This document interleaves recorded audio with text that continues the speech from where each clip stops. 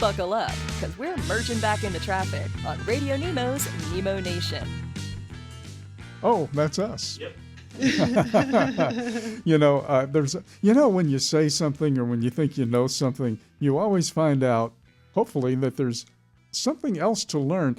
Before we hit the bottom of the hour break, I mentioned that we were talking with Nancy O'Litty about the tariffs and about taxes and everything, and maybe the solution is to print some more money.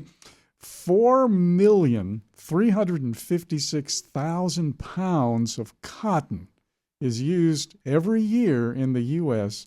to print $1 bills. So Evelyn Carriere is with us here in the studio. As I mentioned, she would come in, and she sits down, and I say, you didn't hear me say that because you were on the porch, but I went through that, and she says, yeah, and you know what? They tried to stop that a few years ago, so I thought, let's just start right there. And good morning. Good morning. It's nice to be here. I had a question too, because you said you wanted to talk about cotton, and I was like, why cotton? Why is that? I mean, like, we know that it has so much to do with transportation. Mm-hmm. I was like, what a curious topic that just because I was raised in a really rural area, I have a bit of knowledge. And then especially working on political campaigns, there's so much policy that comes from living in rural areas and working on policy, and especially in disaster recovery, because there's been so many interesting things that have happened in cotton when it comes to disasters and farm aid. And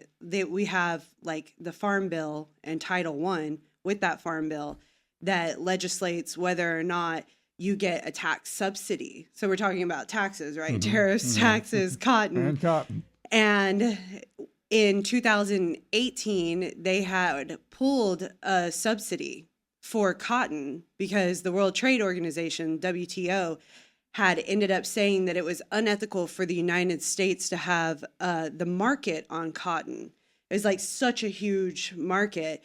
And the United States dictated the cost of cotton. And they said that it was an unethical practice for the United States to set the price of cotton for the rest of the world. And so Brazil sued the United States for this because they had built infrastructure and they can do double crops and year-round farming for cotton. And Really? they can do year-round because the climate. Yeah. Which is kind of odd because it does rain a lot in Brazil, but and then there's a mold factor when it comes to cotton. Soil depletion. And exactly. Yeah. But they can do 2 crop rotations a year. They ended up suing the United States. They won through the World Trade Organization, and the United States said, okay, we can no longer subsidize cotton, which was the biggest cash crop in Texas before oil. It was like the biggest export, the biggest cash crop. And then they ended up suing for this. So they took it off of the Title I for the United States. And then they ended up saying, we're no longer going to subsidize this. But after Hurricane Harvey, which is where my background in disaster brings this into play, because I only know this because I ended up working on this legislation and kind of like helping out with this after Hurricane Harvey. A lot of the crops, the cotton crops, were already in bowls. They had them bundled, and they were sitting on the side of the road ready for transportation.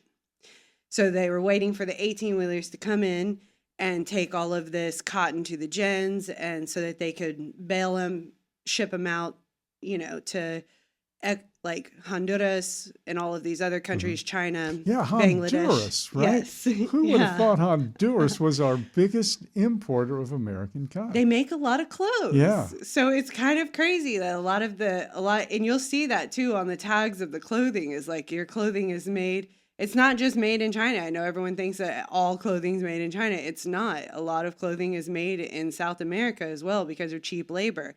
And this is why Brazil ended up suing the United States, because they had cheaper labor than the United States. The United States pays a lot of, they call them the HB2 visa program, in which farmers, if they can't find American workers, are allowed to actually bring in a bunch of workers from mostly South America on these visas they're seasonal visas. So they come here and they do mass majority of the work that Americans don't want to do because it's backbreaking work. And they end up bringing them in to do this work. And then they're like seasonal farm workers that it's cheaper labor, but not as cheap as it is in South America. because you still have to pay $7.25 minimum wage is but they end up paying about $15 an hour. There's some unethical practices in this, a lot. Oh, There's so much unethical practice in this because what ends up happening is these farm workers come here and they say, okay, the farmers go, we're going to provide you with housing, but we're also going to take that out of your wages. Mm-hmm. And sometimes when the farmers do this, bad farmers, especially big farmers like Monsanto and a lot of they say, we're going to take these out of your wages. And then it dips the wages under $7.25, which we all know is illegal. And then they end up making anywhere from $2 an hour to $5 an hour, which is more than what they would make in their South American fields. So people, and then they, a lot of the time, don't end up suing. We have 2 regulators in most states, like the state of Texas, state of Louisiana, where all of this stuff happens. And they can't keep up with this because there's thousands and thousands and thousands of farms. So there's a bunch of lawyers, like the Texas Rio Grande Legal Aid, go around and do outreach and try to make sure that the farm workers are safe when they're doing this stuff. But it ends up being a huge issue. It's the ethics of farming is really difficult. So anyway, they end up stopping the subsidies. Like there are no places we could go there. Anyway. I know, it's very tough topics, but the subsidies that they had in store were taken away because of the lawsuit from the Brazilian government. And it was just really interesting. So after Hurricane Harvey, they said, okay, the crops are ruined. There's no way that these farmers can afford to, get the cotton back to replenish their seeds. So they started this, it's called, it's the Seed Act, where they actually ended up bringing the subsidies back, but for seeds. So they did bring the subsidy back, which is really great, especially for cotton farmers, since it's still one of the largest exports that we have here in the United States. And when we think of cotton, we think about clothing and cloth and dollar bills, but we also don't think about cottonseed oil, which is in so many foods. And they use it for a lot of cottonseed oil is also used, I think, in the oil industry for the machinery. So it's used in machinery, and also cotton used to be the thing that before polyester and all of the synthetic rayon and things like that for tire treads. That's right. Yeah. That's right. Yeah. So cotton has this really interesting history, not only being something that's soft for fabrics, but also it's such a durable thing mixed with rubber. And it's used on a tire. If you've ever looked at those tire treads, I know that 18-wheelers often get their tires blown out. You go look at those treads and you can see the actual cotton fibers woven through it. It's really interesting. Or you can wait a long, long time to see them occur naturally, but you never want to go that far. No, not at all. But I have seen that. I have seen it too. Listen, I might not be the best for maintenance on my vehicle, so I might have seen it on my own. Just really awful. I hate letting my car get that far. It's I'm just the worst with maintenance. It's so hard to do. I don't want to do it. So how did you get to the topic of cotton? What made you want to talk about cotton? Because your grandparents were cotton farmers. Oh, yeah. Yeah, you and I were talking about cotton, and I thought we'd talk about cotton in terms of what you do and in disaster relief and what you've seen with the Wharton County Disaster Relief Team, Disaster Recovery, Wharton County Recovery Team, the WCRT. Yeah, the WCRT. It's a mouthful. And when FEMA had approached me, they were like, we need you to start this recovery team. And I was like, what's a recovery team? And then they were like, well, here's the history on all the recovery teams. So I started looking them up, and generally the counties, which is really funny. All of them are called the Bernard County Recovery Team. So it's a mouthful, and it always is. And then even saying WCRT is also, that's like a radio station, right? Exactly. It's the same acronyms. Oh, yes, all the time. Which is really great. But yeah, there's cotton is, in my opinion, because I'm huge on fashion. I love fashion. And that all starts with knowing where things are. You need to know sustainable practices, which we all know is really hard because there is no ethical consumption under capitalism. And unfortunately, that's just like the system that we have to live under. But having sustainable practices is the best thing that you can do. Like currently, I work in conjunction with this woman. Her name is Margaret Shea. She's been in fashion her entire life. She's like born and raised in Louisiana, moved out to LA to be a stylist. She had her own shop for years in New Orleans on Magazine Street, like right off Magazine Street. And she was like, I'm kind of sick of like selling all of these products. Like, I want to do something more sustainable, something for the actual environment. So she started a rental shop here in New Orleans. And it's like located in the Columns Hotel. And so you can actually go there and have in-person sustainable practices instead of doing stuff online, because most rental companies do all of their clothing rentals online, which, as we know, have a lot of like logistics to it. You know, you have to have the importation, exportation of those clothes. But she curates this like beautiful line of clothing for all the people in the city that can come and rent something for their one-time occasion instead of going out and buying and spending hundreds of dollars or thousands of dollars on this gown for this one event that you're going to wear one time. And then what? Like, eventually it ends up in a landfill. So she's done this for about a year now. It's really great sustainable practices, which I would love to see more, is like people going and actually renting clothing or sharing clothing. So it's kind of like its own share society, which is really great. And it's like really nice to see more sustainable practices when it comes to fabrics and clothing and stuff. I want to ask you something that just popped into my head because I'm kind of envisioning some things here. And going back to on the ground, boots on the ground, disaster relief after a major storm or something like Hurricane Harvey. When it comes and speaking of fabric and fashion and shareability and reusing and sustainability, after something like that happens, when you talk to the people who are doing the farming, who are producing the goods, let's put it that way, the cotton in this case, is there a place for a new way of thinking? Do new ways of thinking seem to emanate from disasters like that in terms of, well, you know what, we've been doing it this way for so many years, but now I think is the time to reassess. Is there a reassessment going on? Yes. So what's the most interesting about rural areas is that people think that, and I know this often gets overlooked, especially when it comes to talking about politics in rural areas. People have a tendency to believe that people that come from rural areas are not as intelligent as people that come from the cities. And this is like vastly known, right? But the thing is that people from rural areas are just not educated in the ways that people from the city are, because we're educated on farming. We have these agricultural programs, not just 4-H. I know you've probably heard of 4-H, but we have this thing called FFA, and I know you've probably heard of FFAs, or Future Farmers of America. And the thing is that it's a requirement to graduate, and you take 4 years of FFA throughout your high school career. And these programs are based on curricula that is brought from A&M. So you have like this agricultural college that has Texas A&M University. Texas A&M University. So that's for all the non-Texans. So Texas, I'm sure everyone knows the football team, but the Aggies.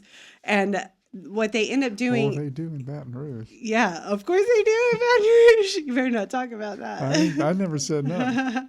But they end up doing these satellite spots. And what's really great about Texas A&M is they have brought in educational programs to rural areas to teach about farming, how to make farming better.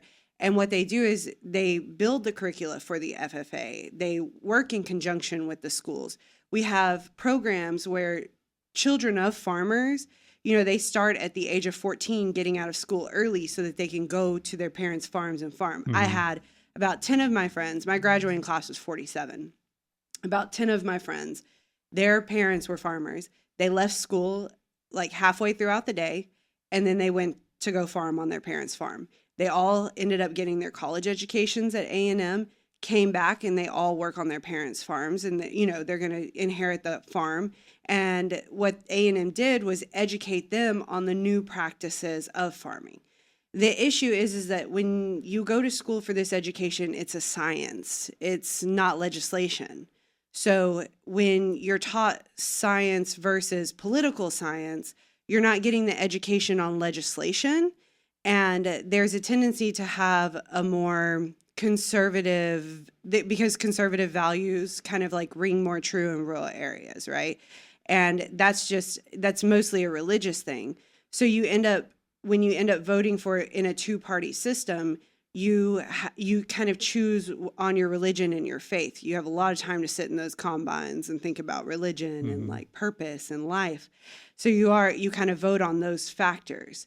And you're not really thinking about the legislation that supports what you're doing, which is mostly Democratic, like the Democratic Party is the one that like promotes the legislation that gets put through that ends up allowing people to get subsidies for their farms.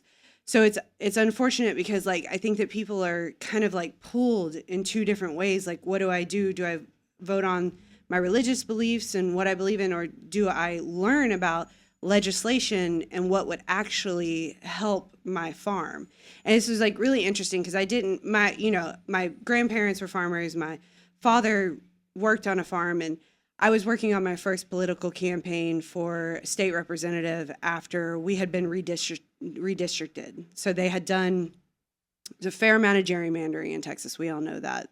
There's like, they had cracked and packed our current representative state, and one of the women ended up running. Her name is Dora Olivo.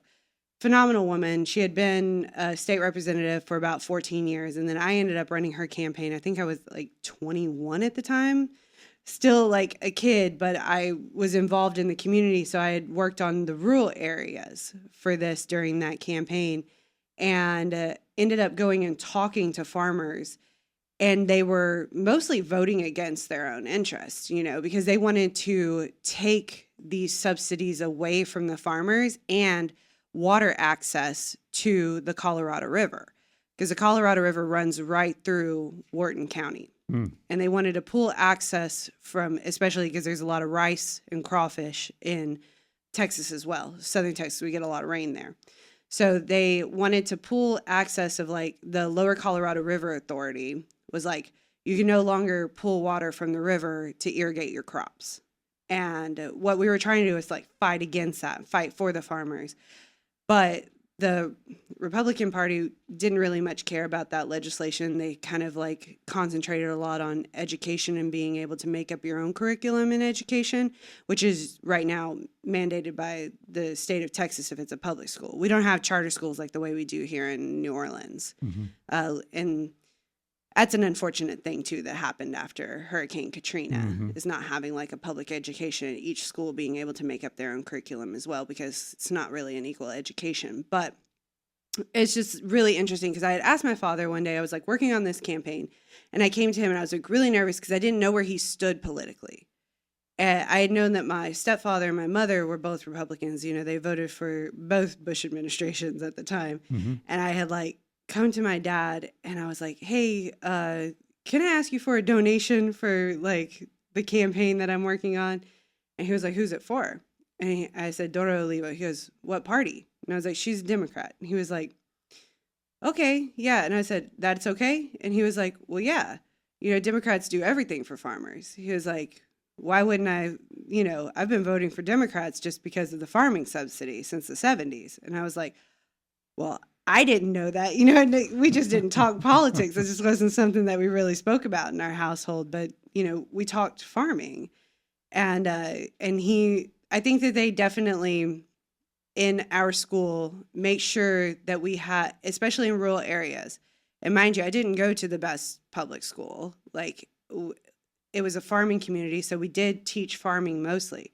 But I think like where the downfall is on a lot of this is making sure that students not only understand the science behind farming so that they can have new practices, but also the legislation that dictates how you get the money to practice those things. And I think that that's really important. And I've always said this as someone who like comes from a rural area. It's really hard to be a specialist. I think that that's something that's very specific to the big city. You are afforded a lot more time and ability to become a specialist on whatever you're doing. These are like doctors and lawyers that have these like really niche, specific things that they think about constantly. But when you're from a rural area, you have to be a generalist. Mm-hmm. You have to know a little bit about everything. You know, there's a lot of messed up stuff that they do to farmers as well. Like John Deere, you're no longer like, these are $300,000, almost $500,000 machines that you purchase from them.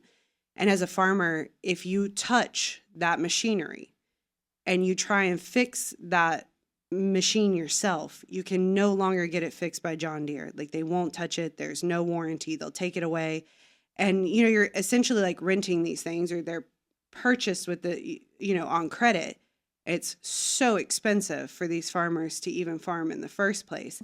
And then they can't even do their own repairs on their machinery. So it's just something that a lot of people just don't understand. That combine is air conditioned now. It is air conditioned now. It's really nice. You know what I'm saying? Yeah. But it's the same as an 18-wheeler, right? Like when you're in those things, it's rough. It's rough on your back. It's like, even if you're riding in something, like your body suffers, you know, it's just sitting there for hours on end, just making sure this machinery doesn't mess up. And you're talking about like this machinery that costs so much money. Like you're in charge of this, you know, and then your body's kind of getting worn down. It's an extremely laborious job. Like think about hopping in those 18-wheelers. Like what happens to your body when you're doing that? Your knees, your back. And then you're constantly like bouncing. I know you've ridden in an 18-wheeler. You know what that's like. Yeah. You're just like bouncing up and down the whole time. It's very uncomfortable, especially the older ones. I mean, the newer ones are a bit nicer, but the older ones are like really rough on you. You remind me of, this is horrible. You remind me of a joke that I heard, but from Texas, Bob Murphy, he was a retired attorney, lived in the East Piney Woods of Texas, and he said that this farmer goes into the bank, sits down at the desk with his banker, and he says, well, I've got some good news and some bad news. And the banker says, well, tell me the bad news first. He says, well, the bad news is we didn't have any rain and my crops didn't come in and I can't pay off the loan right now. The banker says, whoa, that's bad. What's the good news? The farmer says, well, the good news is I'm going to keep banking with you. Yeah, that's another thing too.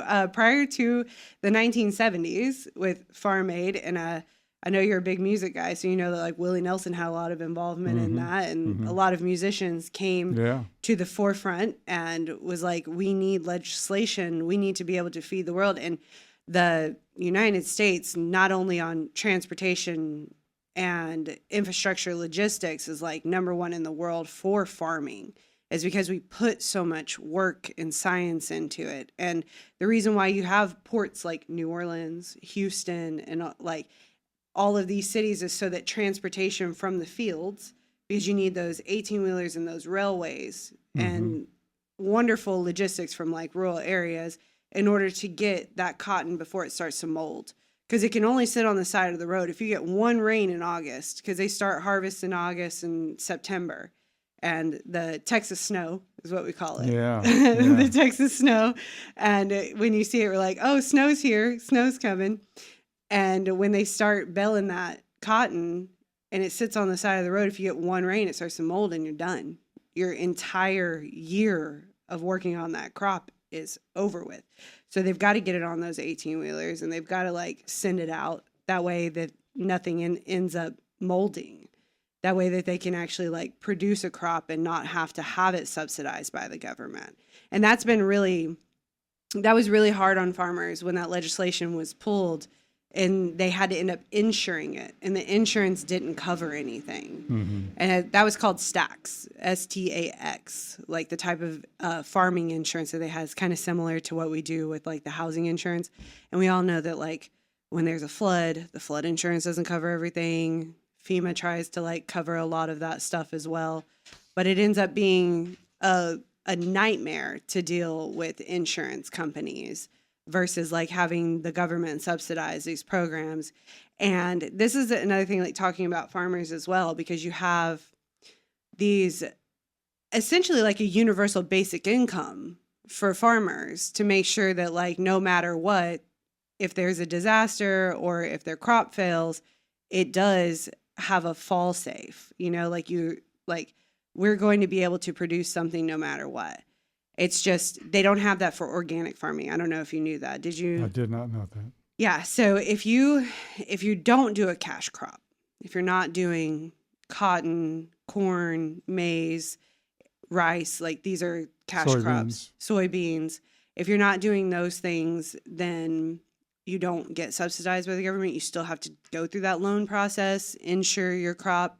So anything that pertains to like organics, which there's a lot of like, I think one of the first female organic farmers was from my area, and it's called Gunderman Farms. It's a really cool place. And during Hurricane Harvey, it cost them about $800,000. That's how much that flood cost this one small organic farm. Mm-hmm. And what's really bad. One small organic. Do you remember what the acreage was on that? Just to give a. I want to say about.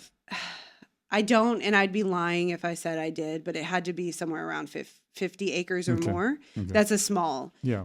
My grandparents' farm was about 200 acres of farmland. And what they ended up doing was basically crowdsourcing rural areas and trying to get so that they could pay their deductible on their insurance so that they could get the seed ready for the next one. And what's really sad is that they used to try and sell their produce to like the local Walmart. And I don't know if you know that like a lot of rural areas are actually food deserts. So everything that rural areas produce doesn't actually go back to rural communities. So even this organic farm that's in our community that we used to be able to go to the farm and buy food from stopped doing it. And then they started only shipping it to Houston to like the fancy farmers markets and stuff, because those were the people that were like buying it, because and we didn't really have local grocers. The big conglomerates moved in like Walmart, HEB, and then they stopped selling these things to the organic produce. And you can find a lot of local stuff in Walmart and inside of HEB, but the mass majority of rural areas is food desert. Wow. Well, I'll tell you what, that's a heck of a place to leave us, Evelyn. You're leaving us in the desert because we're out of time here. But thank you so much for being with us here on the program this morning. All right. Thank you for having me. I appreciate it.